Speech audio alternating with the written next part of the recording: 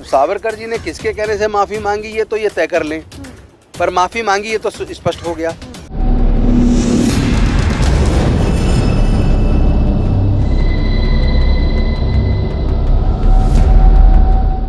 अब सावरकर जी ने किसके कहने से माफ़ी मांगी ये तो ये तय कर लें, पर माफ़ी मांगी ये तो स्पष्ट हो गया। इसका मतलब राजनाथ सिंह जी ने ये तो मान लिया कि सावरकर जी ने माफ़ी मांगी थी, किसी के भी कहने से मांगी थी। सवाल यह है कौन से संस्थान अंग्रेजों के साथ थे और वो कौन लोग थे जो अंग्रेजों के आने से पहले से ही अपने देश के लगभग 90% लोगों को गुलाम बनाए हुए थे। नमस्कार, बहुजन टीवी देख रहे हैं आप और मैं हूं आपके साथ पूजा। इस वक्त हम मौजूद हैं अंबेडकर भवन में, जहां विशाल धम्म दीक्षा समारोह का आयोजन किया गया है और मुख्य अतिथि के तौर पे राजेंद्र पाल गौतम जी को भी आमंत्रित किया गया है, जो कि दिल्ली सरकार में मंत्री हैं। सर, बहुत स्वागत है आपका बहुजन टीवी पर और मुबारक हो आज ये दिन जो बहुत शुभ दिन है। बहुत बहुत शुभकामनाएं।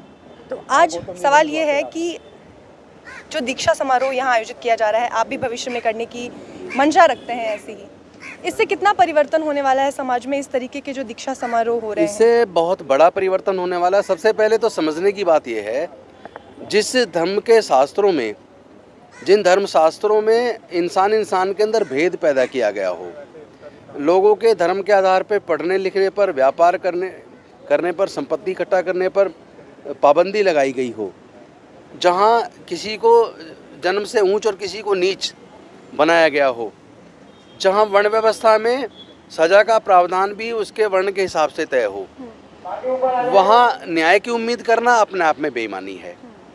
जहाँ धर्मशास्त्रों में महिलाओं को पुरुष की संपत्ति के तौर पर दिखाया गया हो, जहाँ शूद्रों का शोषण को धार्मिक मान्यता प्राप्त हो, उस धर्म में, उस व्यवस्था में बने रहने से आपको शोषण तो निश्चित है, गुलामी तो आपकी है ही।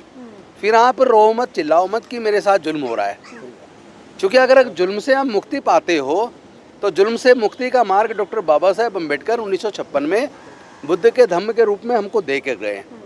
तो अगर आप बुद्ध के धम्म में आते हैं तो फिर वहाँ एक ऐसा समाज है जहाँ समता, मैत्री, भाईचारा और न्याय है, जहाँ दया, ममता, करुणा और शील है, प्रज्ञा है, जहाँ सबको साथ लेकर चलने की भावना है, जहाँ सबका मंगल है।